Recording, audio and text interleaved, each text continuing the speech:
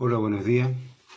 Los saludo en nombre del Señor Yeshua. Empecé un poco más tarde, que estaba haciendo unas cosas. Y le explico, estamos a 10 de mayo de 2026 según calendario romano, y también hoy donde el comercio celebra el Día de la Madre. A la madre hay que celebrarla todos los días. Los hijos no se acuerden solamente de su madre el 10 de este mes. Su mamá existe todo el año, no solamente un día. Y no es para que usted le compre cosas, le regale esto otro y se acuerde del amor de su madre. Su mamá, como le dije, existe todos los días. Y todos los días está ahí. Y no necesita un regalo, solamente necesita que alguien le dé un abrazo y le diga que la quiere y que está preocupado, que va a estar siempre ahí con ella. Eso es lo que necesita.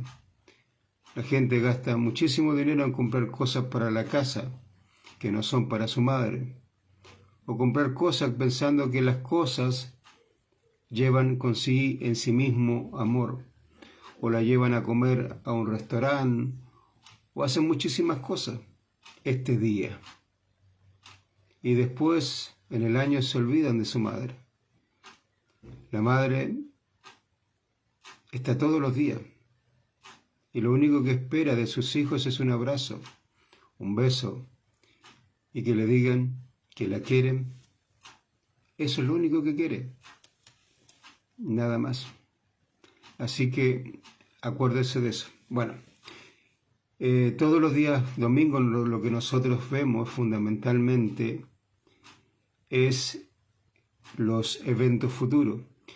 Y vemos la profecía de Yeshua, el Mesías, que tanto el propio Señor Yeshua escribe de lo que va a suceder y su revelación, como también Pablo, Pedro, Yohanan escriben de esta revelación. Para entender esto, nosotros le explicamos dos principios fundamentales para poder entender los eventos futuros. El primero, un poco lo que vimos la semana pasada, que es el Día del Señor. El Día del Señor no es un día de 24 horas, sino que son miles de años, ¿ya? Comienza con la última semana del pueblo de Israel y termina con la destrucción de todo lo creado. La semana pasada vimos un poco un resumen de la última semana y ahí comienza el Día del Señor y termina en Apocalipsis capítulo 20, versículos 11 al 15. Ahí termina cuando ya el cielo y la tierra desaparecieron y fundamentalmente con el último juicio, que es el juicio del trono blanco, que así se le llama. Ese es el final del Día del Señor, ¿ya? Dentro del Día del Señor hay el segundo principio. El segundo principio es la venida de Yeshua el Mesías. La venida es una sola, pero está dentro del Día del Señor. ¿Entiende? Es una sola que contempla tres eventos. El Señor Yeshua en Juan 10:10 dice que el ladrón viene en una sola noche para hurtar, matar y destruir. Dice, yo he venido para que tengan vida y para que la tengan en abundancia. El ladrón viene a tres eventos en una sola noche.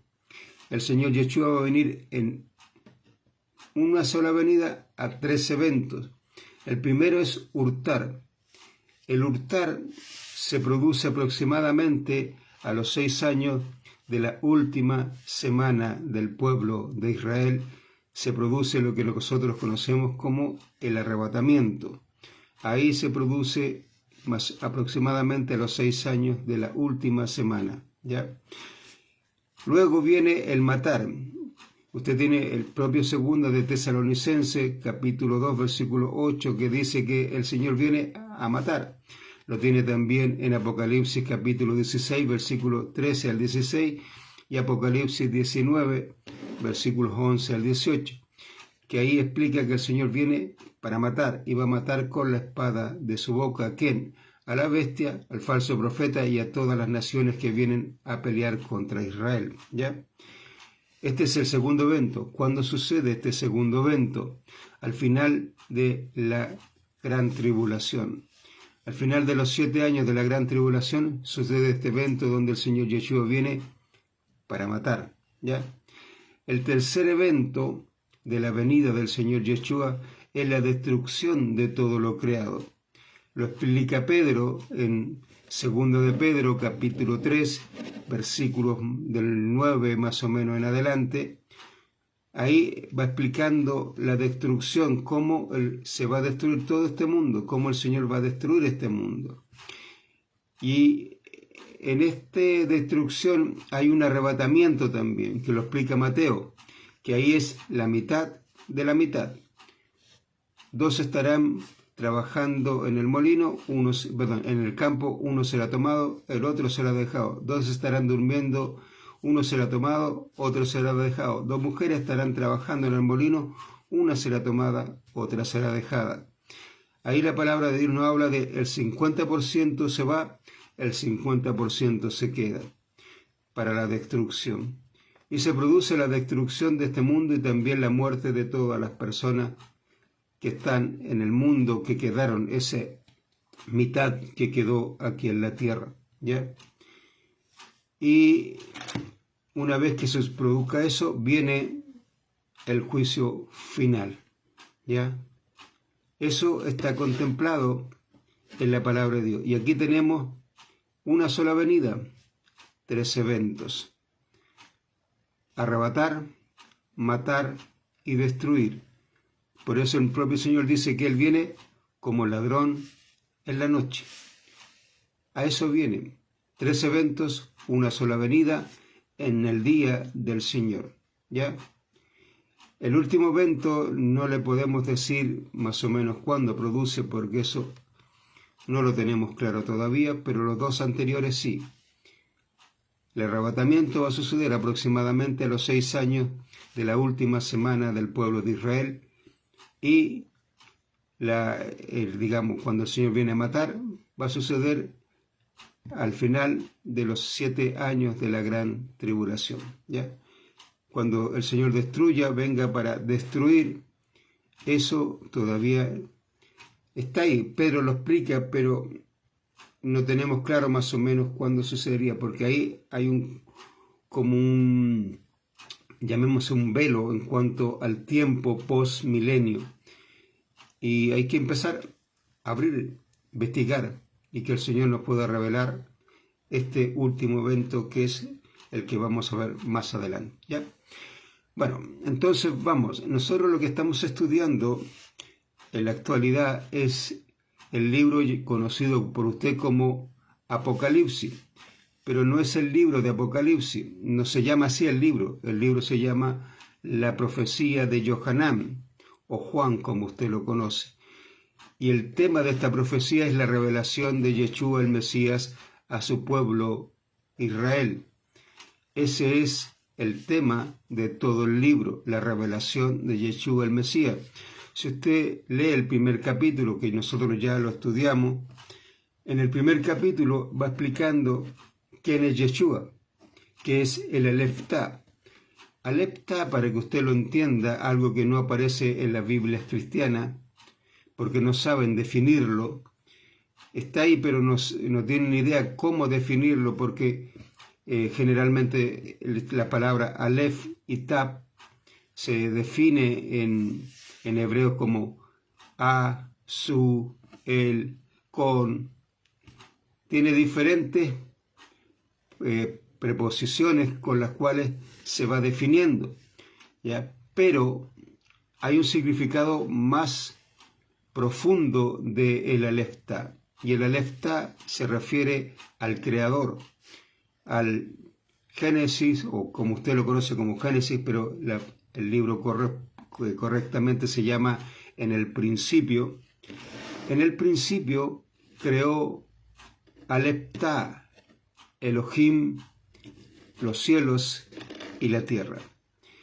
El Aleftá es el creador de los cielos y la tierra, y este Aleftá va explicándose posteriormente en en los capítulos siguientes y en los libros siguientes en el Antiguo Testamento y también en el Nuevo. En el capítulo 1 de Apocalipsis, como usted lo conoce, aquí explica Juan quién es el Aleptá. Y el Aleptá es Yeshua, el Mesías, que él es el Aleph y la Tab. ¿Cuál es el problema? Que usted tiene una Biblia en griego, y la Biblia en griego dice que es el alfa y la omega, ¿ya?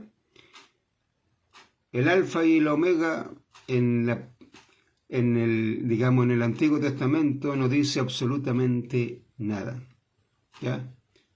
Pero si yo le hablo del Aleph y la Tab, sí dice, porque Aleph es la primera letra del alefato hebreo y la Tab es la última letra de este alefato, ¿ya? Y esas letras son referencialmente mostrando a quién. O sea, estas se refieren a Yeshua, el Mesías, que él es el Aleptá, Elohim, el creador de todo. Y eso es lo que está explicando fundamentalmente Yohanan en el capítulo 1. ¿Quién es? Y va describiéndolo, mostrando todos los atributos, llamémoslo así, o cómo es, va describiendo a Yeshua. ¿Para qué? Para que su pueblo lo conozca. Y también en el capítulo 1 habla de las familias de la tierra.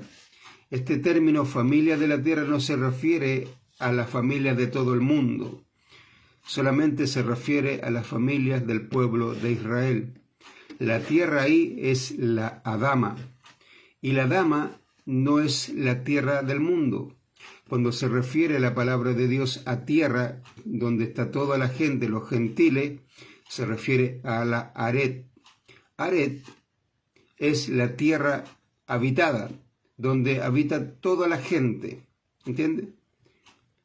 Pero cuando se refiere exclusivamente a la familia, se refiere a la Adama.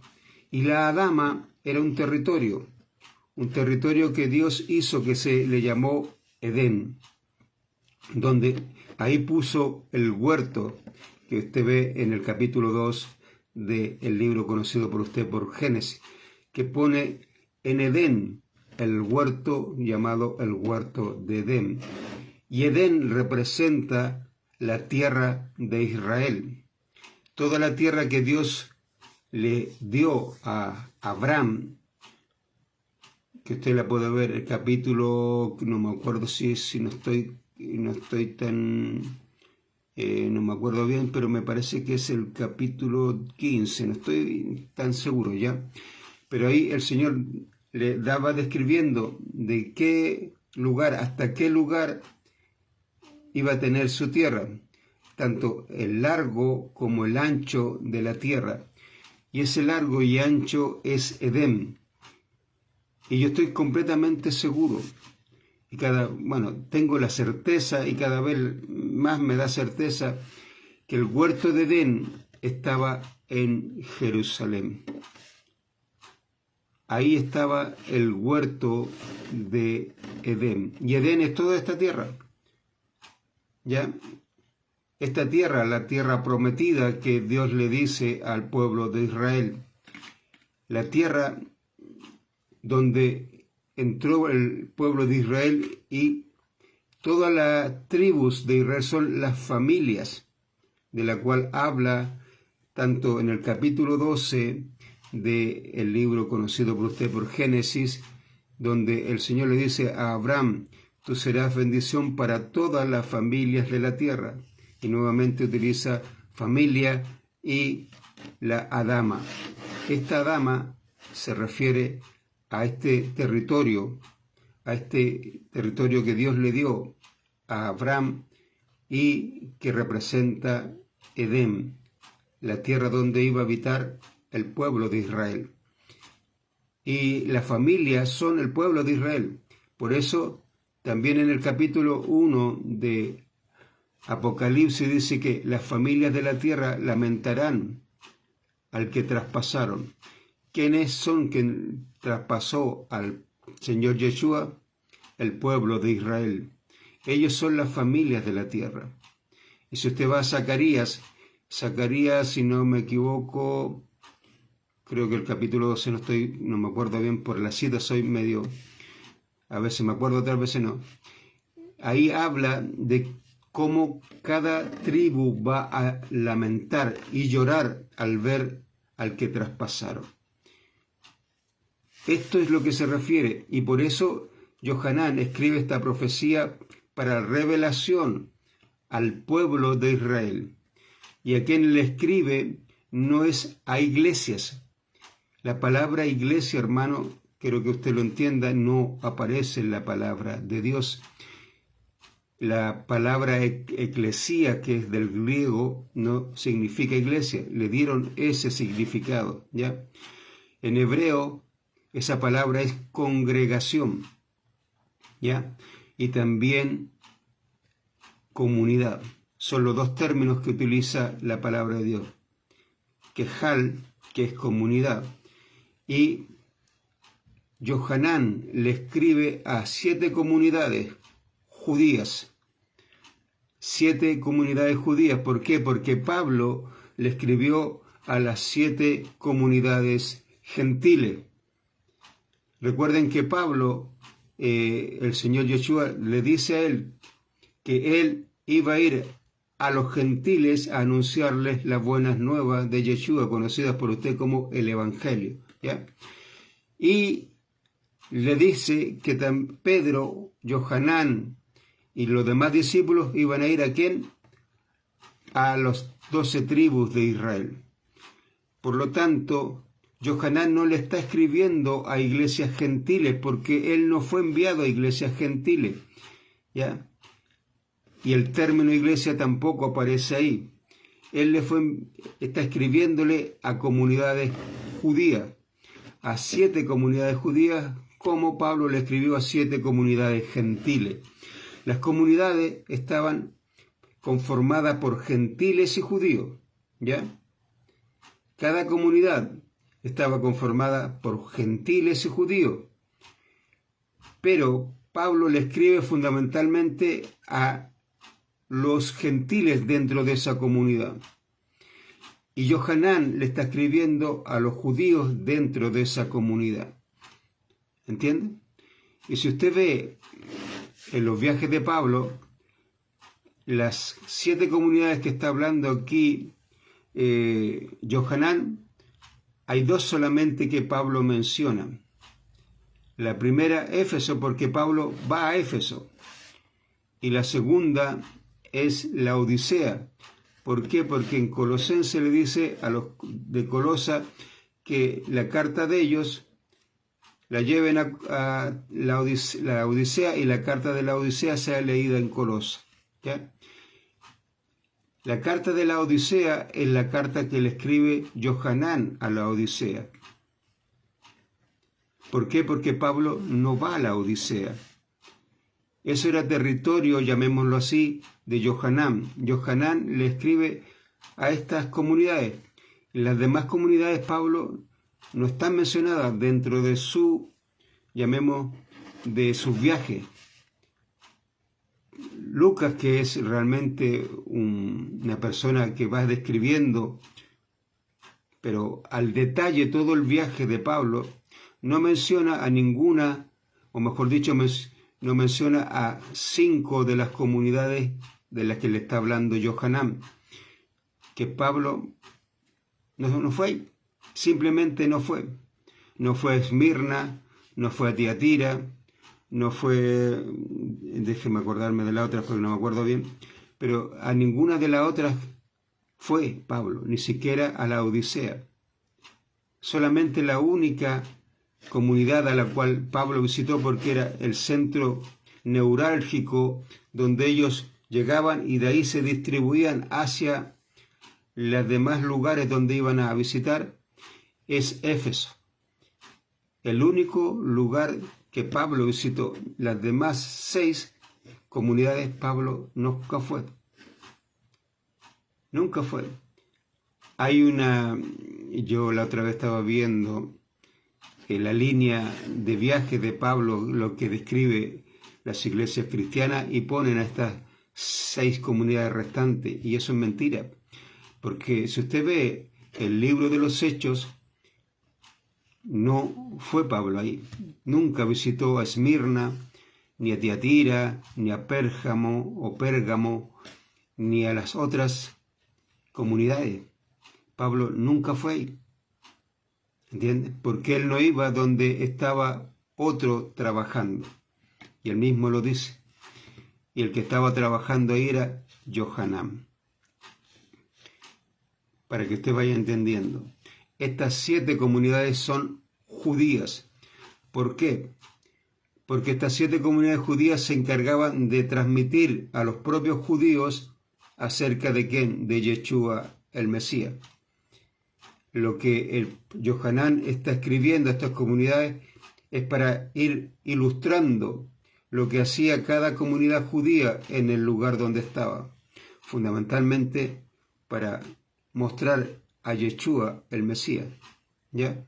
Eso es lo que habla fundamentalmente estas cartas escritas a comunidades judías, no gentiles como dice el cristianismo. ¿A quién le escribió a los gentiles? Pablo. Ya usted tiene desde Romanos hasta Tesalonicenses las cartas paulinas escritas a las comunidades judías, pero a las comunidades gentiles. Y Johanán le escribe 7 cartas a las comunidades judías, ¿ya? Estamos en la actualidad en la comunidad de Tiatira, y hemos avanzado bastante ya en esta comunidad. Estamos en el versículo 24. Tiatira, lo que significa es la ciudad de la mujer. En esta ciudad había una mujer que se decía ser profetisa, ¿ya? Su nombre no es Jezabel, como aparece en las Biblias cristianas. El nombre viene del hebreo, ¿ya? Y hay algo bien extraño. Por ejemplo, si usted va al Antiguo Testamento y ve los nombres en hebreo, hay algo que, por ejemplo, la 10ª letra, que es la Yod, que es como un, a ver cómo, es un signo cortito así, ¿ya? Es como una coma, pero arriba. Es como la misma coma, pero si usted la cambia de posición y la pusiera acá arriba. Es como una coma. Ese yod tiene 2 definiciones. Es como ya, yi, yo, yu, o i latina, ¿ya? Para nombres, por ejemplo, usted lo va a encontrar en Ismael. Ismael es con la yod. Y es Israel. Israel, que así se dice, Israel. Israel es con I latina y tiene esta yod, ¿ya? Y la mujer que aparece aquí no es con J, ¿ya? No es con J. Su nombre es con I latina. Y su nombre es Isabel. Isabel es el nombre de esta mujer, que traducido sería Isabele o Isabel, y lo que significa es Dios es mi juramento, consagrada a Dios, la que Dios ama. ¿Quién es la que está consagrada a Dios? ¿Quién es la que Dios ama? Y a su corazón inmediatamente va a venir la iglesia. El término iglesia, como le digo, no aparece en la palabra de Dios. Usted me va a decir, ¿cómo este tipo está diciendo eso? Si en los Hechos habla de la iglesia, Efesios habla de la iglesia, también en propio Apocalipsis dice que Dios se va a casar con la iglesia. Ese es un término que el cristianismo ingresó o puso fundamentalmente en la palabra de Dios, pero es un término que no está en la palabra de Dios. La palabra correcta ahí es congregación o comunidad, ¿ya? Comunidad cuando se refiere al grupo total de judíos y gentiles que conforman esta comunidad. Congregación, cuando se refiere fundamentalmente al liderazgo que enseñaba la palabra de Dios, pero no aparece el término iglesia. Ese término fue incluido por el cristianismo para que la gente crea que Dios iba a reemplazar a Israel por la iglesia. Es por eso que le dicen que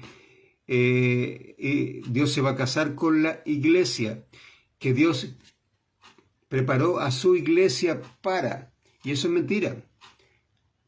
Dios no tiene iglesia. Dios no se va a casar con ninguna iglesia. Dios no ha purificado a ninguna iglesia. Quiero que lo entienda porque es verdad. Si usted lo averigua, empieza a investigar. El término lo pusieron en lugares estratégicos. ¿Para qué? Para que la gente crea que hay una iglesia. La única iglesia que podríamos decir que existe en la palabra de Dios es la Iglesia Católica, Apostólica y Romana. Y que la palabra le llama la gran ramera. Y de ella salen las rameras, porque ella es madre de todas las rameras de la tierra. ¿Quiénes salieron de la Iglesia Católica? Si usted va y averigua, si usted va a celebrar, por ejemplo, todas estas iglesias el 31 de octubre celebran el Día de la Iglesia Cristiana o la Iglesia Evangélica. Estas iglesias evangélicas, que son los reformadores, todos estos reformadores que supuestamente salieron de la Iglesia Católica, ellos formaron todas las iglesias y siguen con el mismo nombre de su madre, Iglesia, ¿ya? Iglesia. Y todas las iglesias actuales, con las denominaciones que existen, vienen de la Iglesia Católica, Apostólica y Romana, y son rameras, como lo dice la palabra de Dios. Y si usted va a la palabra de Dios, hay una sola ramera que se convierte a Dios. Y esa ramera, cuando se convierte, pasa a ser de la genealogía de Yeshua el Mesías. O sea, pasa a ser del pueblo de Israel. No se convierte en una iglesia porque era una iglesia, era una ramera. Pero cuando creyó, y estoy hablando de Rahab, capítulo 2 de Josué, Rahab la ramera, o meretriz, o prostituta, como usted quiera llamarle, esta mujer se convirtió, creyó en Yeshua, y en el capítulo 1 de Mateo, ella pasa a ser, ¿de qué? De la descendencia de Yeshua el Mesías. Esta mujer que está incluida dentro de... ¿Por qué? Porque creyó. Es la única ramera de todas que va a creer. ¿Cuál es? No sabría decirle. Ahí hay que investigar y ver.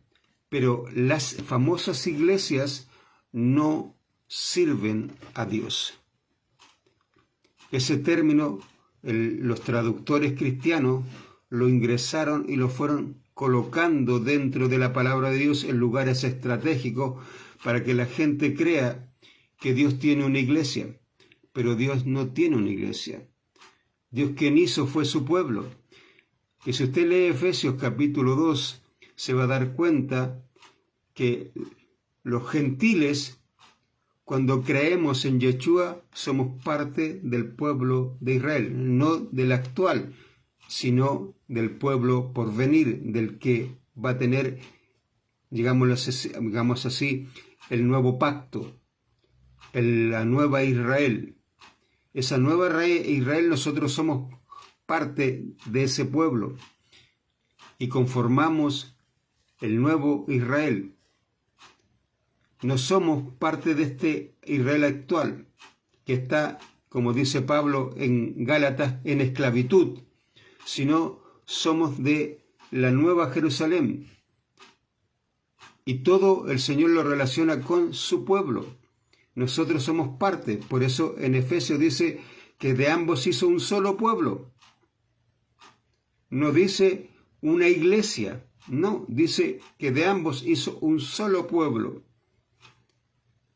Este pueblo de Israel, conformado por judíos naturales y gentiles, que éramos habitantes, pero que ahora no somos habitantes, sino que somos también parte del pueblo de Israel, ¿ya? ¿Por qué? Porque el Señor nos compró por sangre. Por su sangre nos compró y somos parte de eso. Lea, por favor, si usted quiere indagar más acerca de esto, Efesios. Nosotros igual vamos a llegar ahí, pero en Efesios capítulo 2, léalo completo y ahí se va a dar cuenta que Dios en ninguna parte habla de iglesia. En Efesios pusieron la palabra iglesia los traductores cristianos, pero esa palabra no existe. ¿Ya? La palabra ahí correcta es congregación. Y la congregación del Señor Yeshua son todos los creyentes que se congregan en su nombre, ¿ya? Pero que son parte ¿de qué? De la comunidad, ¿de quién? Del pueblo de Israel. Esta palabra congregación aparece en el Antiguo Testamento. Usted puede ir al Antiguo Testamento y va a ver la congregación del pueblo de Israel. Y es la misma palabra que aparece y que le pusieron como título iglesia. Es exactamente la misma palabra. Eso, si la palabra iglesia existiera, entonces la iglesia ya estaba en el Antiguo Testamento y la iglesia era el pueblo de Israel. ¿Entiende? Si usted quiere tomarlo y decir, no, si la iglesia es esa, entonces la iglesia no es la donde usted va. La iglesia es el pueblo de Israel. Porque la palabra en cuestión que se utiliza y se le dio la definición o traducción como iglesia es la misma palabra que se utiliza como la congregación de los hijos de Israel. Por lo tanto, si usted cree que esa palabra iglesia existe y que realmente está bien traducida, entonces la única iglesia es el pueblo de Israel. Por lo tanto, todo va para allá. ¿Entiende? Las que se autoproclaman como iglesia no son iglesia, porque Dios no le da esa autoridad. Si usted cree que esta traducción está correcta, esas todas son mentirosas y están tomándose un título que no les corresponde. ¿Por qué? Porque si insisto, si usted cree que esta traducción es correcta, la palabra iglesia, la única iglesia sería el pueblo de Israel, los hijos de Israel, sería la única iglesia. ¿Entiende? Y no habría más. Por eso es importante entender la palabra de Dios, ¿ya? Y en eso estamos. Y como le digo, el nombre de esta mujer es, nuevamente lo vamos a ver, Idebel, porque en hebreo la Z se pronuncia como, es como una D pero con Z, Idebel, ¿ya? Idebel es Isabele o Isabel, y significa Dios en mi juramento, consagrada a Dios, la que Dios ama. Por lo tanto, inmediatamente usted sabe de quién está hablando. Jezabel, la mujer profetisa, que se declara profetisa, que dice ser profetisa, y que enseña a mis siervos para atraerlos para cometer adulterio y para comer los sacrificios a los ídolos. ¿Qué es cometer adulterio? El adulterio tiene dos significados. Uno físico, donde una mujer se acostaba con alguien que no era su marido, tenía relaciones sexuales con alguien que no era su marido. Eso era el término físico. Y también el término espiritual, donde una mujer o un hombre atraían a personas a adorar a alguien que no era Dios. Y eso es lo que hace esta mujer. Lleva a mucha gente a adorar a alguien que no es Dios. Y usted lo va a ver, y lo vamos a ver en el versículo 24. ¿Por qué? Porque las llamadas iglesias no adoran a Dios. Le dicen que adoran a Dios, usan el nombre de Dios, pero no adoran a Dios. ¿Entiende? Si usted ve sus doctrinas, se va a ir dando cuenta de a poco que no lo hacen. De hecho, por ejemplo, en redes sociales, hoy por hoy, hay un debate bastante fuerte, principalmente en Argentina, por Dante Gebel, o Geber, no me acuerdo el apellido bien de ese hombre, que cuando le preguntaron primero, él dijo, no me llamen pastor. ¿Por qué? Porque me desvalorizan, una cosa así, es como gano menos dinero. Y luego le hacen una entrevista a este personaje cristiano y él dice que él está de acuerdo con el matrimonio homosexual, que una familia no se compone de un padre y una madre, sino que pueden ser dos hombres, dos mujeres y muchas otras cosas más que él va declarando. Y muchos pastores en Argentina se declararon en contra de todas las declaraciones de este cristiano llamado Dante Gebel, ¿ya? De a poco el cristianismo se va a mostrar cómo es. La gente está siendo engañada, pero de a poco el cristianismo se va a ir mostrando lo que ellos realmente creen. Las doctrinas del cristianismo, hermana, a usted le han dicho que lo que ellos creen está en la Biblia y tanto se lo han concientizado y lo han adoctrinado que usted asemeja y dice, no, si está en la Biblia. Pero si usted va viendo en la palabra de Dios se va a dar cuenta que no están. Hacen lo mismo que Satanás. Toman doctrinas de la palabra de Dios y le dicen, mira, nosotros creemos en Jesús, creemos en la salvación, creemos en el Padre, creemos en el Espíritu Santo, creemos. Y luego les dice, mire, pero también creemos esto otro, y esto se lo van mezclando. Y le dice, no, eso aparece en la palabra de Dios. Y no aparece. Y no es verdad.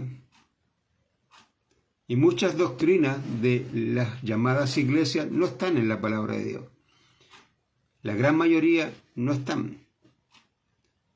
Y a usted lo engañan, porque ellos no adoran a Dios. ¿Ya? Y de eso estamos hablando con esta mujer en Tiatira, la ciudad de la mujer, una mujer llamada Isabel, que es la consagrada a Dios, la que Dios ama, la que es Dios mi juramento, que se dice ser profetisa y que lleva a los siervos del Señor Yeshua a cometer adulterio y a comer los sacrificios a los ídolos. Y fuimos también un profeta que hizo eso, y que por hacer eso Dios mató a mucho pueblo de Israel, y también cuando Josué entró a la tierra lo mató a este hombre, ¿ya? Y esta mujer es esto, y eso va a suceder. Pablo dice que en 1 Timoteo capítulo 4, versículo 1, dice que en los postreros tiempos, dice claramente el Espíritu Santo, que muchos se van a apartar del camino de la fe, y adulterando con espíritus engañadores y doctrina de demonios. ¿Quiénes son estos hombres? Personas que no son casadas. Fundamentalmente, que eso está hablando de la doctrina de la comida y de que no permitirán casarse. ¿A quién no le permiten casarse? La Iglesia Católica no le permite casarse a sus curas. ¿Ya? ¿De dónde salieron todas las famosas iglesias? De la Iglesia Católica, Apostólica y Romana. Vea su iglesia, vea sus tradiciones, vea sus reuniones. Las iglesias se reúnen el mismo día que su madre, domingo y en la semana. El domingo tienen en la mañana una reunión y en la noche. La Iglesia Católica en la mañana hace misa y en la noche. Y celebran exactamente las mismas festividades, tienen las mismas creencias, cantan los mismos himnos, cantan las mismas canciones.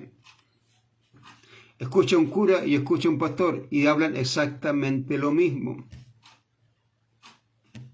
¿Por qué? Porque todas las iglesias son hijas de su madre, son rameras. Y a eso se está refiriendo esta, llamémosle, carta a esta comunidad judía que está en Tiatira, que tenga cuidado de esta ramera. a quien Dios le está pidiendo que se arrepienta. Versículo 21 dice, y yo le he dado a ella tiempo para que se arrepienta, y ella no se arrepiente de sus adulterios. La Iglesia Católica, hermano, no se arrepiente, y sus hijas tampoco. 22 dice, y he aquí yo la arrojo a la cama, y en una gran angustia los que adulteran con ella, si no se vuelven de sus obras. Y eso lo vimos. Apocalipsis capítulo 18, 18, sí, donde esta mujer va a ser quemada. La Iglesia Católica, Apostólica y Romana va a ser destruida. Y todos los reyes y todos los comerciantes que adulteraron con ella van a mirar y van a lamentar lo que sucedió. ¿Quién va a reemplazar a la Iglesia Católica, Apostólica y Romana? Sus hijas. ¿Por qué? Porque la bestia viene del cristianismo. Si usted se da cuenta, el propio Trump, un hombre pedófilo, un hombre que está llevando a la ruina a su propio país, que ataca a países por simplemente odio o por dinero, se proclama cristiano. Él dice, yo soy cristiano. Y pastores ponen las manos sobre él. De hecho, estaba viendo Mega ayer en la tarde, porque yo el día sábado descanso, es mi día de descanso, y estaba viendo una estatua que levantó Trump. No sé si será de oro, pero está como el color del oro, y muchos pastores estaban bendiciendo la estatua de Trump. ¿Entiende eso usted? Cuando Nabucodonosor le dice a los amigos de Daniel que se arrodillen ante la estatua que él había hecho de oro, ellos dijeron, no, nosotros no nos vamos a arrodillar, porque saben que eso es idolatría. Estos pastores estaban bendiciendo un ídolo, un hombre que hizo una estatua que pareciera de oro, y estos pastores la estaban bendiciendo, estaban orando y bendiciendo esa estatua de este hombre. Son cristianos. Para que usted vaya entendiendo para dónde está. Y de a poco el cristianismo se va a ir revelando, mostrando su verdadera cara. Porque hoy en día está tapado, pero de a poco se está mostrando. En diferentes lugares la gente se está dando cuenta. ¿Por qué este pastor cree esto? ¿Por qué cree que el homosexual tiene las mismas? Para Dios es lo mismo que existe un matrimonio homosexual o un matrimonio como Dios lo constituyó. De hecho, si usted va a la palabra de Dios, Dios dice que cuando Él los creó, en hebreo la palabra es macho y hembra. Dahar es macho, nekevá es hembra, ¿entiende? Macho, hembra. Él no puso intermedios. ¿Es macho o es hembra? Aquí no hay homosexualismo. Y es el término que utiliza, macho, no utiliza hombre, como la Reina Valera le pone, hombre o varón o mujer. No, macho. Ese es el término que Dios utiliza para su creación. Hizo Dahar, macho, nekevá, hembra. ¿Entiende? Esos son los términos. Y si usted está viendo, el cristianismo se está mostrando de a poco que ellos realmente creen en todos estos. Usted lo tiene con el famoso Dante Gebel. Él dijo, yo creo que Dios, para él, familia es un matrimonio homosexual, mujer con mujer, hombre con hombre, que tengan ni. Ese es un. Yo no tengo ningún problema, dijo, con eso, ni con otras cosas más que también dijo. Usted ve una estatua en Estados Unidos de Donald Trump y que pastores están bendiciendo esa estatua. digamos, en la oficina oval, Donald Trump sentado y rodeado de pastores orando por él, eso le va indicando hacia dónde se está mostrando realmente y revelando quiénes son el cristianismo. El cristianismo no sirve a Dios. Usa a Dios, pero no le sirve. Y Dios no tiene iglesias. Dios siempre ha trabajado con su pueblo Israel. Yo no soy de raíces hebreas, hermano. No me interesa raíces hebreas. Raíces hebreas es exactamente lo mismo que el cristianismo, simplemente es otra cosa que Satanás está usando para llevarse a la gente. Y aquí vamos a ver qué más dice la palabra de Dios. Miren, versículo 23 dice, y a sus hijos los venceré con la palabra. ¿Los hijos de quién? De esta mujer. ¿Quiénes son los hijos de la Iglesia Católica, Apostólica y Romana? Los que salieron de ella, las que le llama las rameras. ¿Quiénes salió de la Iglesia Católica? Todos los reformadores.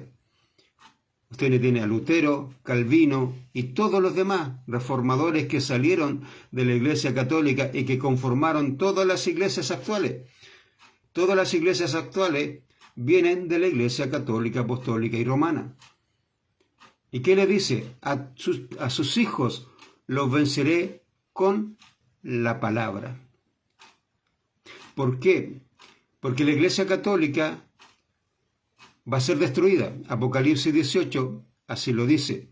¿Quién va a reemplazar a la Iglesia Católica en el tiempo que esté la bestia reinando?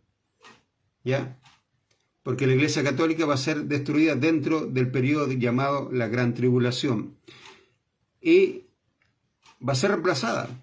¿Quién la va a reemplazar? El cristianismo. Las hijas van a reemplazar a su madre. Y la bestia va a tener todo el apoyo del cristianismo para gobernar, como siempre lo ha tenido. Si usted va a la historia, ¿quién apoyó a Hitler para matar a los judíos? El cristianismo. ¿Sabe cuándo nació fundamentalmente? Hay un partido político que se llama Partido Social Cristiano, que hoy día se autoproclama los republicanos. Son del Partido Social Cristiano. Y el Partido Social Cristiano nació en Austria. Este Partido Social Cristiano posteriormente se extendió por todo casi Europa del Este y otros países también del Occidente. Y el Partido Social Cristiano fue el partido fundamental del cristianismo en ese tiempo. En Alemania, Lutero se unió al Partido Social Cristiano. Y el Partido Social Cristiano fue el que apoyó a Hitler. ¿Para qué? Para perseguir a los judíos. Ellos dieron el visto bueno. Muchos creyentes que habían en estos reformadores, que realmente eran creyentes, se dieron cuenta y alzaron la voz. Dijeron, no, esto no es posible que persigamos a los judíos, porque los judíos son el pueblo de Dios. Y esos pastores y esos creyentes que levantaron la voz, los alemanes los llevaron a campos de concentración y a otros los mataron y a otros los torturaron. ¿Usted cree que el partido conformado por Lutero y todos estos creyentes, supuestos cristianos, ayudaron a alguno de esos pastores que levantaron la voz? A ninguno. ¿Por qué? Porque el cristianismo tiene como principio fundamental, lo mismo que el Partido Social Cristiano, son antisemitas. Van en contra del pueblo de Israel. Y ellos apoyaron a Hitler para que mataran a los judíos, lo mismo que están haciendo hoy día. La diferencia hoy en día es que a Israel lo están engañando. Israel siempre, si usted va a la historia y pregúntele si usted tiene un amigo israelita, ellos saben que el cristianismo siempre los ha perseguido. Y el cristianismo siempre le ha ofrecido dos opciones al pueblo de Israel. Una, te conviertes al cristianismo o arranca, porque te voy a perseguir y te voy a matar. Y esas son las dos opciones que el cristianismo siempre le ha ofrecido al pueblo de Israel. Usted puede ir, por ejemplo, a los reyes católicos cuando los judíos estaban en España. Los reyes católicos le dicen a los judíos y también a los árabes, tienen 4 meses para decidir, o se convierten al cristianismo o se van. Los judíos, la gran mayoría, no se convirtió. Y de ahí vinieron a gran parte de Centroamérica, Sudamérica, pero se cambiaron los apellidos fundamentalmente porque sabían que si venían con sus apellidos reales, los pillaban acá, los iban a matar. Por lo tanto, se cambiaron sus apellidos y de ahí se perdió muchísimo, apellidos hebreos o judíos.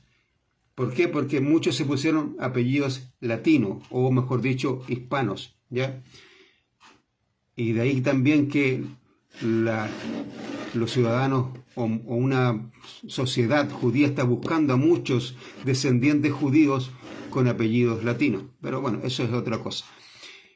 ¿Y qué sucedió? Algunos judíos también se convirtieron en España y se pusieron nombres o apellidos españoles, ya no españoles, sino que más bien árabes, porque los árabes, como también tuvieron que convertirse algunos de ellos, buscaron y ahí pusieron apellidos árabes. Por ejemplo, uno de los apellidos de mi mamá, Álvarez. Álvarez, que significa hijo de Álvaro, es más bien de descendencia árabe, ¿ya? Y muchos judíos también tomaron estos apellidos, Álvarez, Pérez, Hernández y otros más, ¿ya? ¿Para qué? Para convertirse al cristianismo. Pero el cristianismo se dio cuenta que estos judíos seguían, ¿qué cosa? Haciendo sus servicios a Dios. Por lo tanto, los mataron, los quemaron en hoguera, diciendo que eran brujos. ¿Quién hizo eso? El cristianismo. El cristianismo también invadió Jerusalén, mató a los hombres, violó a las mujeres y se robó todos los tesoros que habían en Jerusalén. ¿Quién hizo eso? El cristianismo, las cruzadas.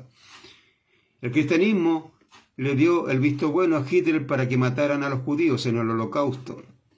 El cristianismo ha perseguido siempre a los judíos.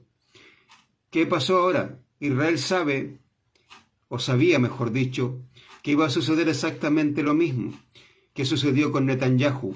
Netanyahu lo que hizo se convirtió al cristianismo. Es por eso que países como Argentina, Chile, Estados Unidos y otros países que se han proclamado cristianos apoyan a Netanyahu. Y Netanyahu sabe que ese apoyo no es incondicional, sino que tiene una condición. Y ese apoyo no es real. ¿Por qué? Porque todas estas naciones le van a dar la espalda. Ya se la están dando.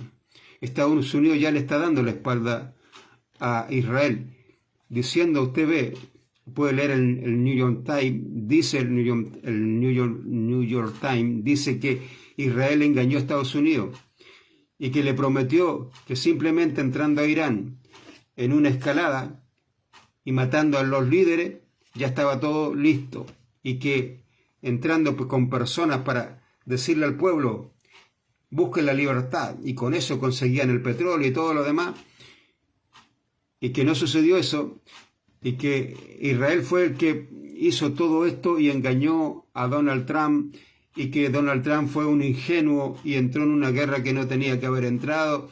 Y eso lo está diciendo ese periódico, eso lo está diciendo Marco Rubio, eso lo está diciendo el propio Donald Trump. Y están dejando nuevamente solo a Israel. Israel nuevamente está quedando solo. Y todos estos países que decían apoyar a Israel, de a poquito se van a ir. ¿Por qué? Porque esta es la táctica del cristianismo. Dejar solo a Israel, destruir a Israel. Y eso se va a conseguir. La propia palabra de Dios lo dice. Todo esto que está sucediendo en la actualidad es para que disminuya el ejército israelita, disminuya sus defensas y todo. ¿Para qué? Para cuando aparezca el hombre de pecado pueda invadir Israel, entrar al templo, proclamarse Dios. ¿Entiende? Y posteriormente ser destruido Israel, como lo va a hacer. Va a quedar en ruina. ¿Ya? ¿Quién hizo todo esto? El cristianismo. Engañó al pueblo de Israel, o mejor dicho, a los gobernantes de Israel. Y eso va a seguir pasando, hermano. Y el cristianismo sigue engañando no solamente a Israel, sino que también a todas las personas. Sigamos. Versículo 24, que aquí es donde nos corresponde estar hoy en día. Dice, y vosotros, los que permanecen en Tiatira, la ciudad de la mujer, todos los que no estaban inclinadas sus manos con los estudios de ellos. Mire, esta palabra estudio en hebreo significa o se pronuncia limudim. Limudim son estudios, clases, aprendizaje, estudios para ser sabio esa persona, ¿ya? Fundamentalmente eso. Mire, vamos a Isaías, perdón, voy a ir acá porque Isaías, déjeme encontrar acá, Isaías capítulo 50, versículo 4, pero vamos a leer del 1 al 4. Isaías 50, del 1 al 4. Dice lo siguiente, así dijo Jehová, ¿qué es de esta carta de repudio de vuestra madre con la cual yo la repudié? O carta de divorcio, mejor dicho. ¿O quiénes son mis acreedores a quienes yo he vendido? He aquí que por vuestras maldades sois vendidos, y por vuestras rebeliones fue repudiada vuestra madre. ¿Por qué cuando vine no hallé a nadie, y cuando llamé nadie respondió? Si se ha dado cuenta Israel de hace mucho tiempo, el Israel actual no busca a Dios. Ellos proclaman que Dios es el protector de ellos. Hablan que Dios, pero cuando están en problemas no buscan a Dios. Por ejemplo, en esta famosa guerra buscaron a Estados Unidos como su protector, pero no a Dios.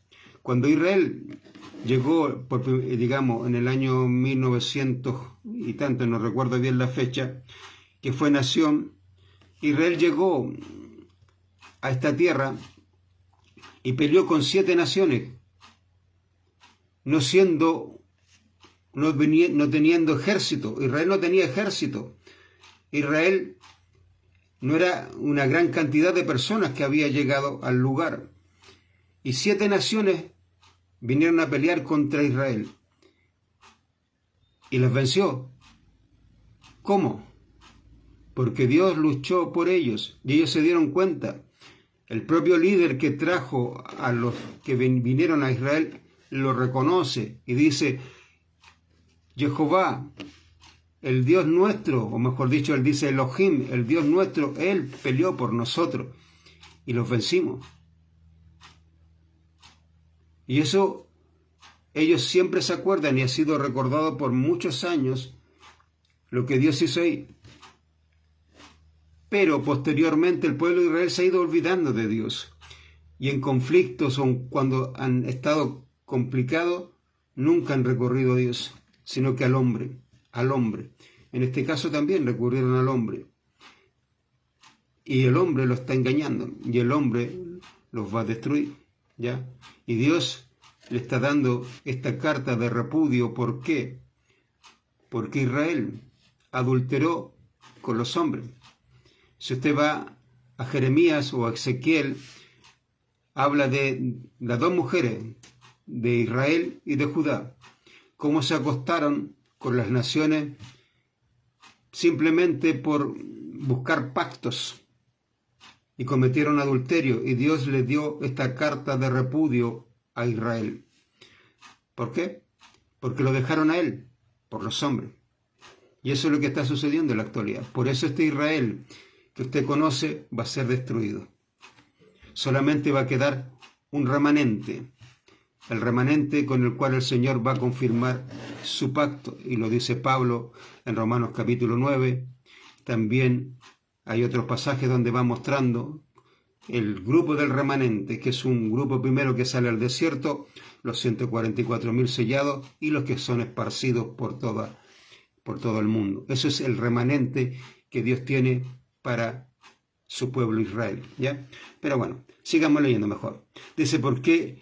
Porque cuando vine no hallé a nadie, y cuando llamé nadie respondió. ¿Acaso se ha cortado mi mano para no redimir? ¿No hay en mí poder para librar? He aquí que con mi reprensión hago secar el mar, convierto los ríos en desierto, sus peces se pudren por falta de agua y mueren de sed. Visto de oscuridad los cielos y hago como silicio su cubierta. Jehová, el Señor, me dio lengua de sabio, para saber hablar palabras al cansado. Despertará mañana tras mañana, despertará mi oído para que oiga como los sabios. Jehová, el Señor, me abrió el oído, y yo no fui rebelde, ni me volví atrás. Dije, 4. Jehová el Señor me dio lengua de sabio, para saber hablar palabras al cansado. Despertará mañana tras mañana, despertará mi oído, para que oiga como los sabios. Esta palabra, leudim, es como los sabios. Son estudios como los sabios. ¿Pero qué estudios son? Miren, vamos a Apocalipsis nuevamente. Dice, antes de Apocalipsis vamos a ir a Colosenses. Y le voy a leer la Reina Valera. Algo que ni siquiera el cristianismo la lee. Porque si la leyera, no sé. Capítulo 2 de Colosenses, versículo 8. 2:8 de Colosenses. Mirad que nadie os engañe por medio de ¿qué? Filosofía. Yo leí hace poco, un pastor en las redes sociales ponía una cosa. Terminé el estudio en la Universidad Los Andes, el estudio ¿cómo se llamaba? Déjeme acordarme bien, que él se proclamó como ya era enseñanzas filosóficas y no me acuerdo más, pero no me acuerdo bien. Pero él proclamaba que él tenía un título filosófico. ¿Qué dice Pablo? Mirad que nadie os engañe por medio de ¿qué? Filosofía.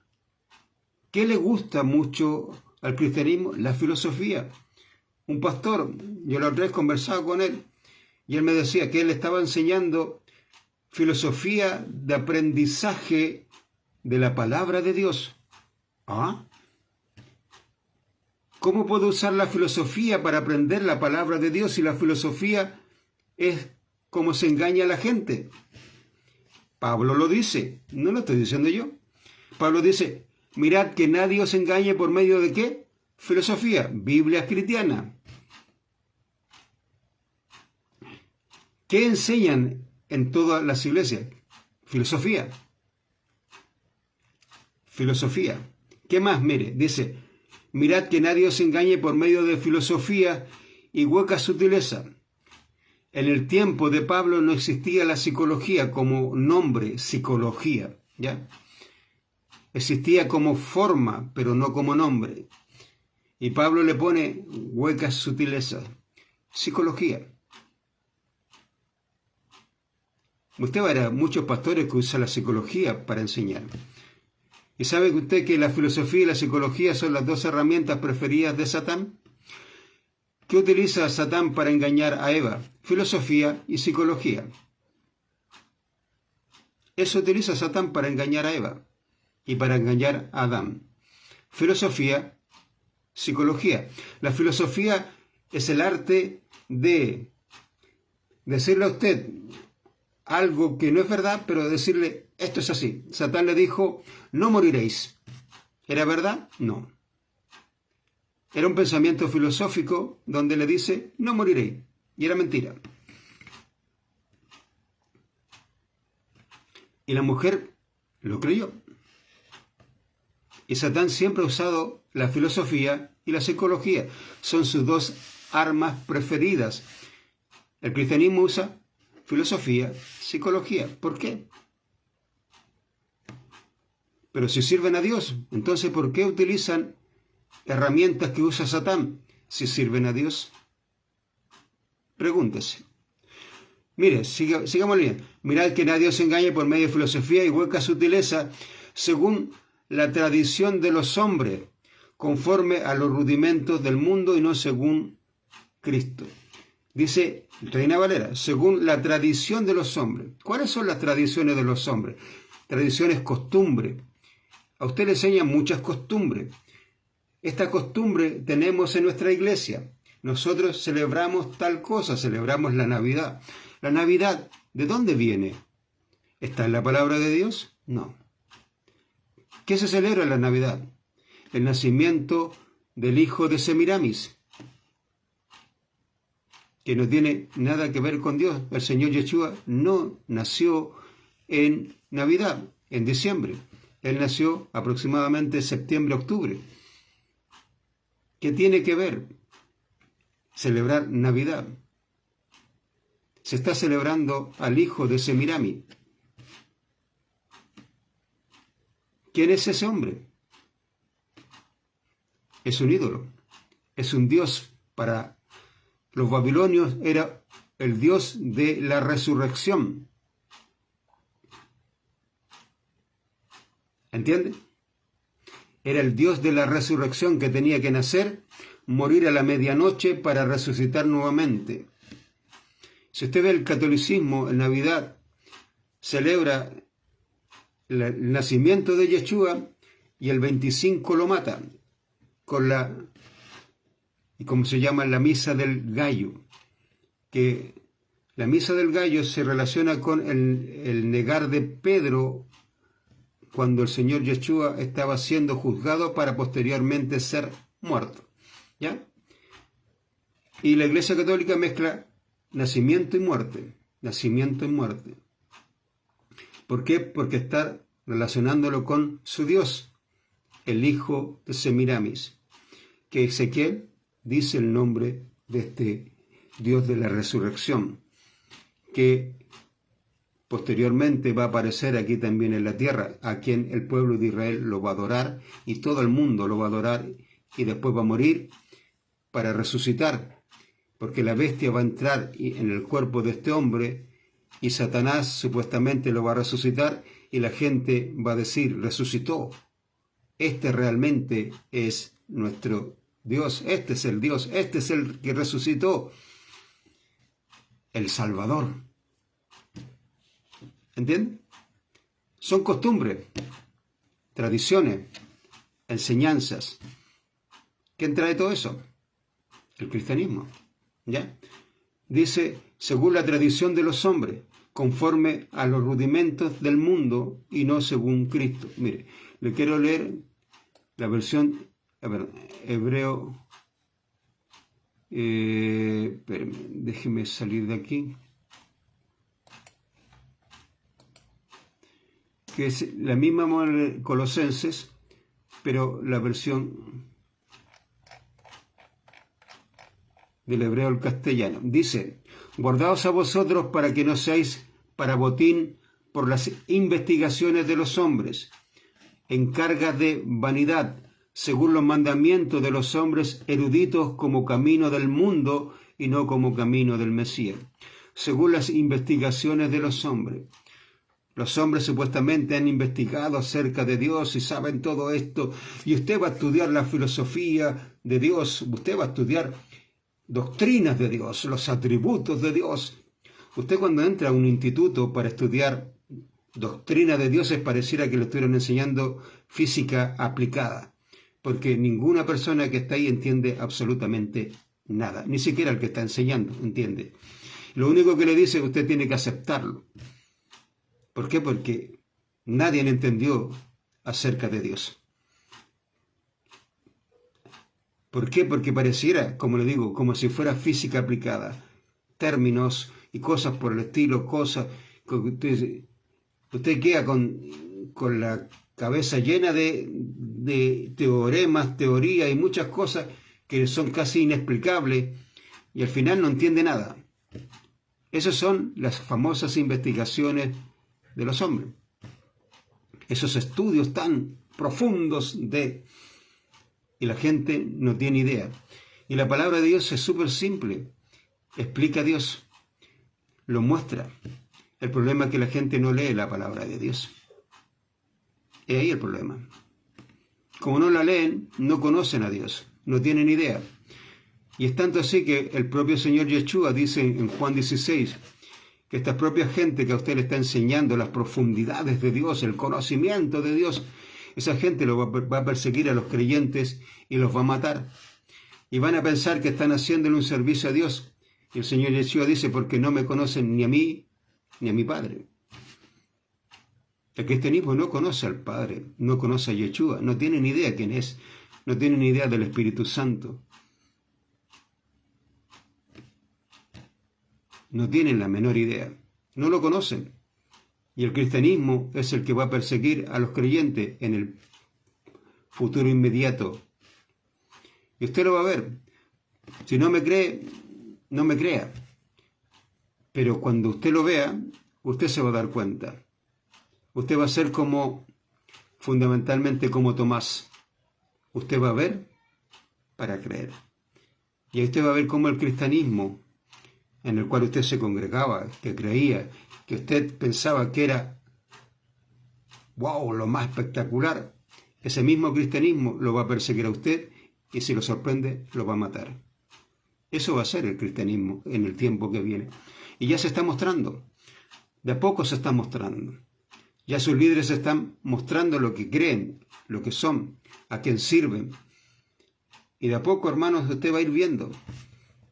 En Estados Unidos muchísima gente se ha dado cuenta de eso. Iglesias que antes eran de 10.000 personas, hoy día no alcanzan a ser 1.000. Gente cuando empezó esta cosa de ICE en Estados Unidos, vio el frío de las famosas iglesias cristianas hacia los inmigrantes, hacia los propios hispanos que estaban en sus propias iglesias. Vio ese frío, no hicieron nada. ¿Qué hizo? La gente entró a esas iglesias a decirle a su propia gente, a esa gente que estaba ahí, a sus pastores, ¿qué pasa con ustedes? ¿Dónde está el amor de Dios que ustedes dicen proclamar y no ayudan a la gente que estos federales están echando, que están torturando, que los tienen semanas, meses, para posteriormente echarlos en aviones? ¿Dónde está el amor de Dios? ¿Y qué hicieron esos pastores? ¿Qué hicieron esas iglesias?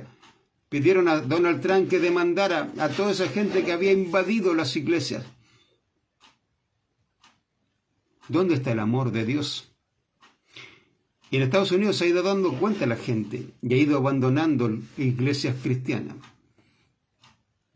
Porque se ha dado cuenta que el amor de Dios no está ahí, que Dios no está ahí y que ellos no sirven a Dios. ¿Ya? Mire, leo nuevamente acá. Dice, guardaos a vosotros para que no seáis para botín. ¿Qué es ser para botín? Usted es simplemente un número dentro de la iglesia para un pastor. Un número que le acarrea dinero, porque usted es un diezmo. Un bueno o mal diezmo. Si es buen diezmo, se va a sentar adelante. Lo voy a ir a visitar. Usted va a ser una persona de la cual yo voy a orar mucho, porque es un buen diezmo. Y eso es lo que representa. Los pastores generalmente no tienen idea de la gente que está en su iglesia. No los conocen. Pero sí saben de aquellos que dan buen diezmo. Usted simplemente pasa a ser un botín, un diezmo, un número, nada más. Y eso es todo lo que es usted para ellos, nada más que eso. Dice, por las investigaciones de los hombres en carga de vanidad. ¿Qué es vanidad? Algo que es inútil, que no sirve para nada. Y estas investigaciones que a usted le enseñan, la gente cree, wow, eso es filosofía, eso es psicología. Según los mandamientos de los hombres según los mandamientos de los hombres eruditos, como camino del mundo. El Señor Yeshua le dijo al pueblo de Israel: este pueblo de labios me honra, mas su corazón está lejos de mí, y el temor que le enseñan son solo mandamientos de hombres. El temor que le enseñaban acerca de Dios eran solo mandamientos de hombres. Usted no va a encontrar temor de Dios en ninguna iglesia. Las iglesias o los pastores le van a decir: las iglesias están constituidas por hombres imperfectos. Es por eso que usted ahí va a haber odio, va a haber división, va a haber pelambre, va a haber personas que, maridos engañando a sus mujeres, va a haber de todo. ¿Por qué? Porque son hombres imperfectos. ¿Qué dice Dios? Que Noé era perfecto en toda esa generación. ¿Qué le dice Dios a Abraham? Anda delante de mí y sé perfecto. ¿Qué dice Efesios capítulo 4? Que nosotros tenemos que conformarnos a la estatura de la plenitud del Señor Yeshua el Mesías, ser perfectos. ¿Qué dice Pablo? Que nosotros seamos perfectos para iluminar a una generación torcida. También, no me acuerdo el otro término que utiliza. La palabra de Dios pide perfección. Dios siempre ha pedido perfección. Ninguna persona puede servir a Dios si no es perfecto. Sed como vuestro Padre, sed perfecto como vuestro Padre en los cielos es perfecto, dice el Señor Yeshua. Las Biblias cristianas le cambiaron y le pusieron recto. Pero el Señor, el Padre, es perfecto y pide de sus hijos perfección. ¿Qué es perfección? Una persona que sabe hacer lo bueno, una persona que no hace divisiones, una persona que juzga correctamente, una persona que ama, una persona que no, digamos, que no va a empezar a hablar de otro, que no va a hablarlo, por ejemplo, lo que hablan pastores. Yo he visto pastores que realmente hablan peste de su gente.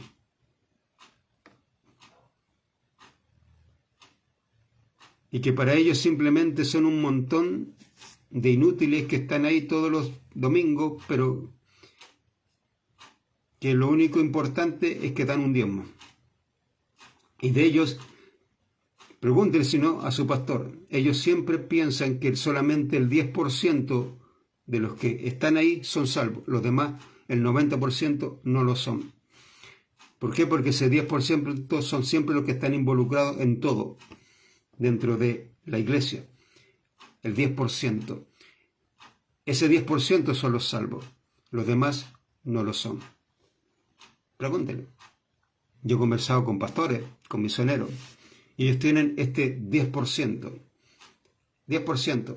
Un gran pastor de apellido Roger, no me acuerdo el nombre en este momento, en su iglesia de 10.000 personas dijo: aquí solamente el 10% son salvos, los demás no lo son, y se lo dijo a toda esa iglesia de 10.000 personas. ¿Entienden? Ese es siempre el porcentaje que han manejado los pastores. Bueno, independientes. Volvamos a Apocalipsis. Y aquí vamos a ver, porque ya me queda poco tiempo. Dice lo siguiente, 24. Vosotros los que permanecen en Tiatira, todos los que no estaban inclinadas sus manos con los estudios de ellos, de filosofía, de psicología, de estudios para sabios, de investigaciones. Vamos a hacer los estudios. Una chica en estos días me envió una invitación para participar en un estudio que a ella le transformó la vida. Estudio de teología. Para eso tengo la palabra de Dios. El Espíritu Santo me enseña todos los días acerca del Padre, del Hijo, del Espíritu Santo. ¿Para qué necesito ir a hacer unos estudios de teología? No sé. Ella me estaba invitando. Bueno, no. Le dije muchas gracias, pero no. Dice: y no descendieron a las profundidades de los estudios de el Satán. Dice: y no descendieron a las profundidades de los estudios del Satán.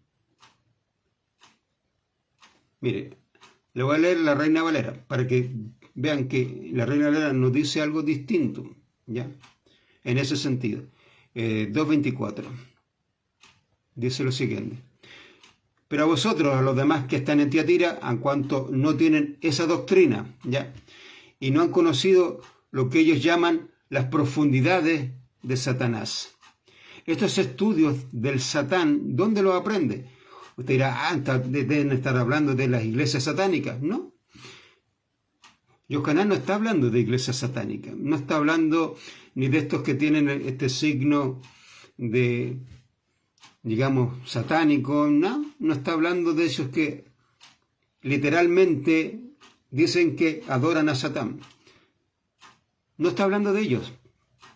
Está hablando de una mujer que dice ser profetisa, que su nombre es la amada de Dios. De esa mujer está hablando. ¿Quién es esa mujer? La Iglesia Católica, Apostólica y Romana y sus hijas. Ellas hacen estudios profundos, supuestamente de Dios. Pero, ¿de quién están haciendo ese estudio? ¿De Dios? ¿La gente que está en esas iglesias le sirve a Dios? Yo he estado en iglesia, en diferentes tipos de iglesias. Y sabe, el frío que se siente ahí le penetra los huesos.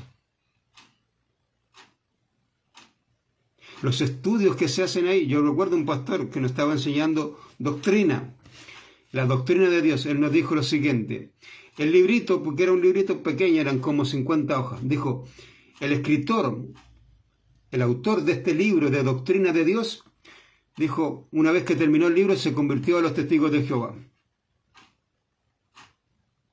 Él lo dijo en sus palabras. El autor del que escribió las doctrinas de Dios, una vez que terminó el libro, se convirtió a los testigos de Jehová. O sea, el tipo no tenía idea de quién era Dios. Y el pastor nos enseñó ese libro, Doctrinas de Dios. ¿De qué estaba enseñando entonces? Si ese hombre no conoció a Dios, el que escribió ese libro no conoció a Dios, no tenía idea de Dios, ¿de quién estaba hablando entonces ese hombre? De Satán. Simple y sencillamente, de Satán. Y ahí usted tiene muchos estudios profundos que la gente no entiende. Pero ¿qué le dicen? Usted tiene que tomárselo, aguantarlo, creerlo, no importa. Si usted no lo entiende, no importa. Le dicen esto igual que una mujer. Usted no tiene que entenderla, tiene que amarla. Y esto es igual, le dice, usted no tiene que entender lo que dice la palabra de Dios con referencia a Dios, tiene que creerlo nomás. Y es ahí como mucha gente cree, dice cosas, no, yo creo en Dios que está aquí, acá, pero no tiene idea, porque no conoce a Dios. Dios dice, tienes que entenderme para poder vivir conforme a quién soy yo. Dios está ahí, en la palabra de Dios. Es cosa que usted vaya continuamente y Él se va a revelar. El Señor Yeshua se revela a sus hijos, se muestra quién es, le muestra a la gente quién es. El Padre también. ¿Por qué? Porque el Señor Yeshua vino a revelar al Padre. La gente de las iglesias lo conoce, no tienen idea quién es. No tienen la menor idea quién es el Padre, quién es el Hijo. De hecho, yo estuve en una iglesia bautista donde decían que en el Antiguo Testamento era el Padre quien hablaba, quien habló con Moisés. Y eso es una mentira. Quien se reveló a Moisés fue Yeshua, el Mesías. Él era el que habló con él. Él habló con toda su creación porque Él era el creador. El creador de todo lo que hay es Yeshua, el Mesías. El que habló con la gente es Yeshua, el Mesías, porque Él es la imagen de Dios. Él es el que habló con toda su creación. El propio Yeshua dice que al Padre nadie lo ha visto ni ha oído su voz. Por lo tanto, si al Padre no lo había visto, de hecho, si usted ve, va al capítulo 20-21 del libro conocido por usted por Éxodo, va a ver que Moisés con Aarón y otros más vieron a Dios, porque Él se presentó delante de ellos. Y de ahí llama y le dice a Aarón que suba.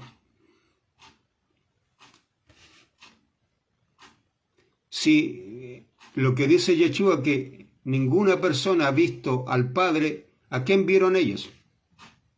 A Yeshua, porque Él es la imagen visible de Dios. ¿Entienden? Así de simple. A Él vieron. Él es el que se manifestó. Él es el que se mostró siempre. Todo el Antiguo Testamento habla de Yeshua, el Mesías. Y recién en el Nuevo Testamento el Padre es revelado. ¿Por quién? Por Yeshua. Porque mi Padre y yo somos uno, dice Yeshua. Y el Padre habla. ¿Por qué? Porque está Yeshua. Este es mi Hijo amado, en quien tengo complacencia. Y no solamente una vez, sino que varias veces habla el Padre. Primera vez que el Padre empieza a hablar. Primera vez que el Padre empieza a intervenir. ¿Por qué? Porque Yeshua venía a mostrar al Padre. ¿Entiende? Cuando usted conoce a Yeshua, va a conocer al Padre. Porque Yeshua muestra al Padre. Si usted no conoce a Yeshua, no conoce al Padre. El cristianismo no conoce a Yeshua. Si usted va a cualquier iglesia cristiana, va a ver lo mismo que la iglesia católica. La iglesia católica cree que Yeshua es una guagua o está muerto. Las imágenes que usted va a entrar en una iglesia católica es a un niño, a María supuestamente, una imagen con un niño en brazos, dándole el pecho o teniéndolo así. Y a un Cristo crucificado. Eso es lo que usted ve en una iglesia católica. En una iglesia cristiana ve exactamente lo mismo. Celebran Navidad, nacimiento de Yeshua. ¿Y de qué le hablan? De la muerte de Jesús, la muerte de Jesús, la muerte de Jesús, la muerte de Jesús. De hecho, ¿qué es lo que tienen en todas esas iglesias cristianas? Una cruz. Ya sea en su frontis, ya sea donde se para el pastor, o tras del pastor hay una cruz. La muerte de Jesús, nacimiento, muerte, nacimiento, muerte. De eso le habla, lo mismo que la Iglesia Católica, Apostólica y Romana. Del nacimiento a la muerte, nacimiento a la muerte. Para ellos Jesús está muerto. ¿Usted ha escuchado alguna enseñanza de la resurrección de Yeshua? Quizás sí, pero son muy a lo lejos. Le dicen en los sistemas evangelísticos que a usted le enseñaron, ¿le hablan de la resurrección de Yeshua el Mesías? No. Ningún sistema evangelístico, en ninguna iglesia habla de la resurrección de Yeshua el Mesías, solamente de la muerte de Yeshua el Mesías. ¿Cuáles son los estudios profundos de Dios? ¿Conoce usted a Dios? ¿Sabe de Dios? ¿Conoce al Padre? ¿Conoce al Espíritu Santo? Yo una vez me metí a un foro de bautistas que hablaban de los testigos de Jehová que no conocían al Espíritu Santo. Yo le dije, ¿usted lo conoce? A una persona me dijo, sí. ¿Qué le habló hoy día el Espíritu Santo a usted? Me dijo, ¿cómo qué? Yo le dije, ¿qué le habló el Espíritu Santo hoy día a usted? Nada, me dijo. ¿Por qué me tiene que hablar? Sí. ¿El Espíritu Santo le hablaba a Pedro o no? Le hablaba a Pablo.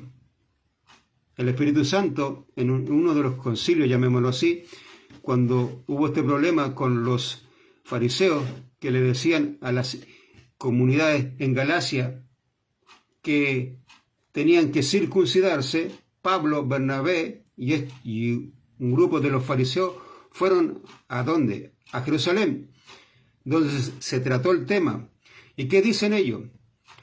Que estas eran las cosas que tenían que hacer solamente los gentiles, no comer ahogado, ¿cómo se llama? Ni adulterio, ni idolatría. Eran como 4 cosas que ellos le prohibían a los gentiles. Y de eso estuvimos de acuerdo todos nosotros y el Espíritu Santo. O sea, el Espíritu Santo estuvo de acuerdo en lo que se estaba diciendo ahí. Cuando Cornelio manda a personas a hablar con Pedro, el Espíritu Santo le dice a Pedro, hay unas personas que vienen, baja y recíbelo, y anda con ellos. Y Pedro va. ¿Por qué? Porque el Espíritu Santo le dijo. El Espíritu Santo hablaba con él. ¿Cuándo fue la última vez? ¿O cuándo habló con usted el Espíritu Santo? Habla, ¿sí? En un inicio habla dentro de su corazón, con señales indecibles, dice Pablo. Y posteriormente habla oralmente, entendible. ¿Alguna vez el Señor Yeshua se le reveló a usted? No, nunca, no tengo idea, no sé, no. Yeshua dice que el que guarda sus mandamientos, que ese es el que lo ama, y que Él va a venir a morar Él, y mi Padre vendremos a morar en Él. ¿A quién? El que guarda sus mandamientos. ¿Qué significa la palabra guardar?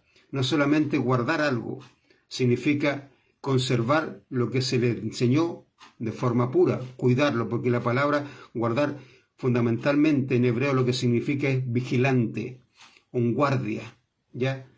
Que guarda algo, lo cuida y vigila que eso se conserve puro. Eso es guardar. ¿Qué sucedió con el pueblo de Israel? El pueblo de Israel no guardó la palabra de Dios, no la conservó pura, la mezcló. ¿Qué le enseñan a usted en iglesia? Mezclas del pensamiento humano con la palabra de Dios. ¿Quién hace las mezclas? ¿Quién es el que más mezcla la palabra de Dios? Satán. A Satán le encanta mezclar la palabra de Dios. ¿Y qué le enseñan a usted? El propio Pablo advierte. Segunda de Corintios, capítulo 2, versículo, creo que el 15, al final de ese capítulo. Dice que él no es como muchos que medran falsificando la palabra de Dios.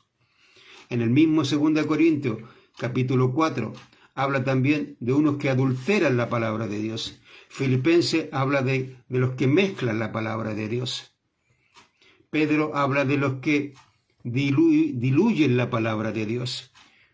¿Qué significa todas estas cosas? Que la palabra de Dios no se conserva pura. Mezclar, cuando usted mezcla cualquier cosa, por ejemplo, harina con huevo, con lo que sea, la harina ya no es pura, porque es una mezcla. Ya perdió su pureza. Toda cosa que se mezcle ya pierde su pureza. A usted le dan mezclas. Le mezclan la palabra de Dios con el pensamiento humano. Y usted lo cree, usted lo vive, usted cree que es verdad, pero mezcla. Yo por años pensé que estaba sirviendo a Dios. Por años también me castigué pensando lo mal que hacía. Por años también luché contra el pecado. Por años hice muchas cosas. ¿Por qué? Porque pensaba que estaba en la verdadera doctrina. De hecho, las propias iglesias dicen, nosotros somos los más cercanos a la doctrina de Dios, de los discípulos. O sea, no son puros, son los más cercanos. Aquí está la palabra de Dios, hermano. Pureza total. El problema es que usted no la estudia, no la lee, no le pide al Espíritu Santo que le revele la verdad. El Señor Yeshua dice, y conoceréis la verdad, y la verdad os hará libres. La verdad no miente, la verdad revela, la verdad muestra. La verdad muestra al Señor Yeshua, al Padre, al Espíritu Santo, y se revelan y muestran. Los estudios estos de Satán, profundos estudios de Satán, no hablan de Dios, hablan de Satán. Estas iglesias lo que le enseñan es acerca de Satán. En Apocalipsis, con esto voy a terminar, porque ya el tiempo me pilló. En el mismo Apocalipsis, pero vamos al capítulo 17. Algo que mucha gente ha leído, pero si usted va desde Génesis en adelante, va a ver algo que el Señor muestra. Capítulo 17, versículo 5, dice: en su frente escrito un nombre por el camino secreto de Babel la Grande. Usted sabe lo que es un secreto. En la palabra de Dios habla de muchos secretos. El secreto de Yeshua el Mesías, que estaba escondido desde la antigüedad. El secreto de la salvación. El secreto de que los gentiles iban a ser copartícipe con los judíos, que iban a ser un pueblo. Varios secretos escondidos. El Señor, cuando hablaba en parábola, eran estos secretos. Eran cosas escondidas desde la antigüedad. Y Él decía: al pueblo yo le hablo por parábola, para que escuchen y no entiendan. ¿Por qué? Porque la parábola era eso, eran secretos escondidos. Esta iglesia católica, apostólica, es un secreto, algo escondido, es una profundidad, que esconde algo, que no todos lo saben, que la gente ignora. ¿Cuál es? Dice: y sobre su frente escrito un nombre por el camino secreto de Babel, la Grande, la madre de las rameras y las abominaciones de la tierra. Aquí hay un secreto, hay una profecía. En Babel, Babel tenía una profecía con Semiramis. ¿Cuál era la profecía? Que de una ramera vendría el Salvador. Si usted escucha a muchos presidentes, a muchos cantantes, a muchos actores, hablando que viene el Salvador viene. Pero de una ramera vendría el Salvador. ¿Quién trae al mundo a Satán? La Iglesia católica, apostólica y romana. Ella va a presentar a Satán en el mundo.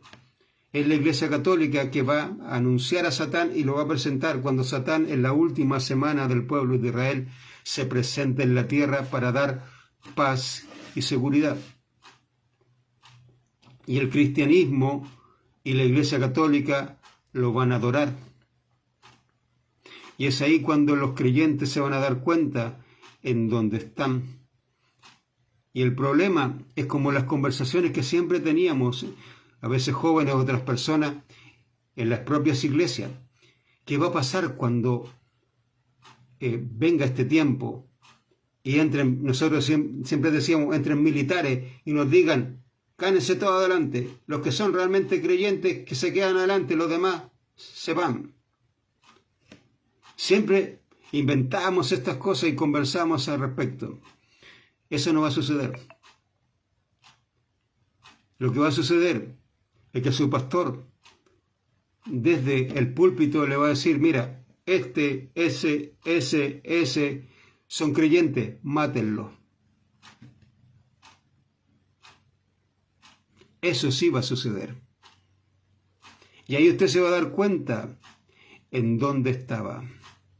Y ahí se va a dar cuenta que el que estaba al lado suyo, su pastor, sus diáconos, todos esos que estaban ahí, no eran hijos de Dios, no conocían a Dios. Y ahí se va a dar cuenta, hermano, cuando usted tenga que salir corriendo. Cuando le avise a otra persona: no vaya a la iglesia. ¿Por qué? Porque están matando a los creyentes. Ahí se va a dar cuenta en dónde estaba. ¿Pero va a estar preparado para ese tiempo? No. Es por eso que Dios se está preparando en la actualidad. Como Pablo dice, capítulo 6 de Efesios, capítulo 6, versículo 10 en adelante, que la persona tiene que estar preparada con la armadura de Dios para el día malo. El día malo no es un día de 24 horas. Es un tiempo donde Satán va a estar en la tierra con sus ángeles, donde la Iglesia Católica lo va a proclamar como el Salvador y donde el cristianismo lo va a adorar. Si usted no está con la armadura de Dios, no tiene la armadura de Dios, usted va a caer. El Señor Yeshua dice lo siguiente, y quiero mostrarle pero déjeme salir de aquí. Marcos. Vamos a Marcos y con esto voy a terminar. Marcos capítulo 24. Perdón, Marcos 13, me acordé de Mateo. Marcos 13. Marcos 13, que aquí tengo que ir. Aquí está. Voy a leerle el versículo del 4 en adelante. Marcos 13, 4. Dice, cuéntanos por favor a nosotros, ¿cuándo se leerá esto? ¿Y cuál es la señal de la fiesta judía, aquella en donde todas estas cosas serán terminadas? Yeshua les habló diciendo, mirad, guardaos a vosotros para que no os engañen los hombres, porque muchos vendrán en mi nombre y dirán, yo soy, y a muchos se extraviarán, porque escucharán de batallas y falsas guerras. No entréis en pánico, porque todo esto será, y más, esto no es el fin.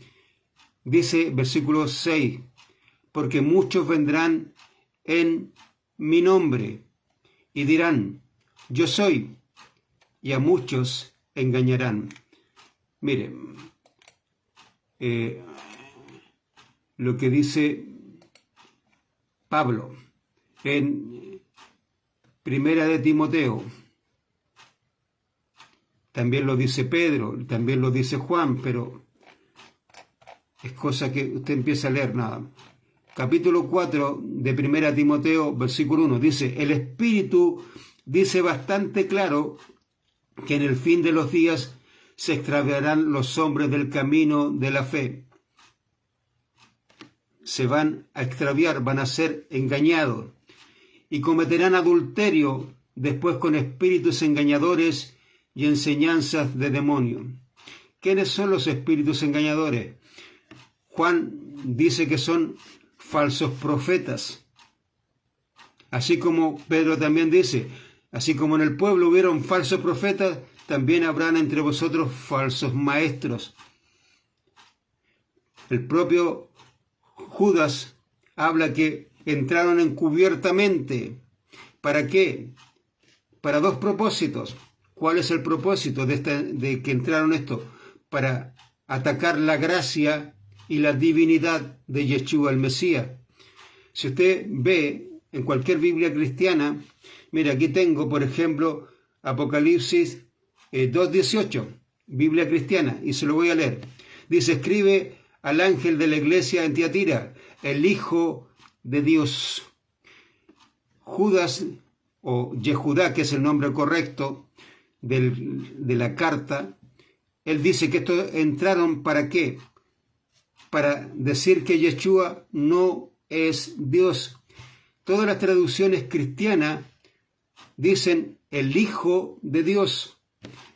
Cuando usted pone la D es de pertenencia, ¿entiende? Nosotros somos hijos de Dios, le pertenecemos a Dios, y eso es verdad y eso es real.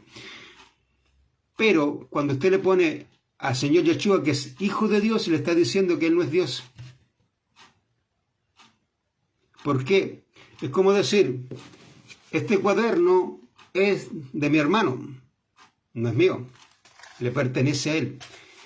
¿Qué es lo que está diciendo con la D?